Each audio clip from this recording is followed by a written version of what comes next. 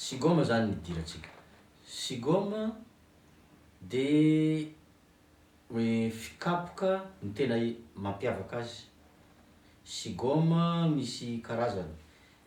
misy sigôma avy amin'iny faritry ny Sofia iny a de manakaiky ny Malesa ihany,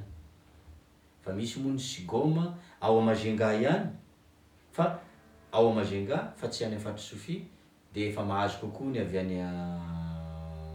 ny avy any amin'ny nosy Ravavy avy any Mayotte moa zany a de efa somary hafa kely, fa ny sigôma avy amin'iny faritra mitovy ny poirana amin'ny Malesa sy ny Bahoejy moa zany nidirantsika de ohatran'ny Malesa ihany le izy a, fa ny fikapoka azy no mahasamihafa azy. Ohatra hoe le ino moa zareo batteur ny tena manana azy, ohatra hoe Malesa zao a charleston, fa ny sigôma zany moa mampiasa bôro.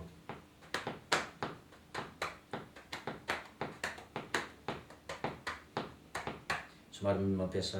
bôro zany ny anina de zay ny tena mahasamihafa azy, fa ny gitara zany nidirantsika de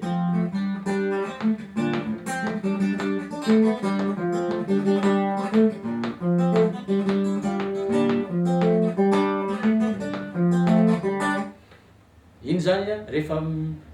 mitovy enona ohatr'izao izy mitovy, fa rehefa miova ny fikapoky ny mpitendry amponga maro anaka moa zany a de enona ao no mahasamihafa azy, ary zay zany ny hita hoe eo no mahasamihafa azy, fa hoe raha tendrena mitokana le izy a de ny sigôma sy ny Malesa de mitovy, fa sigôma tsy de tena mampiasa loatra an'le akôro faefatra,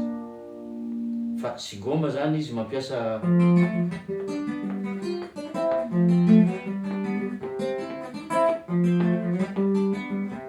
milatsaka any amin'ny base zany ny sigôma,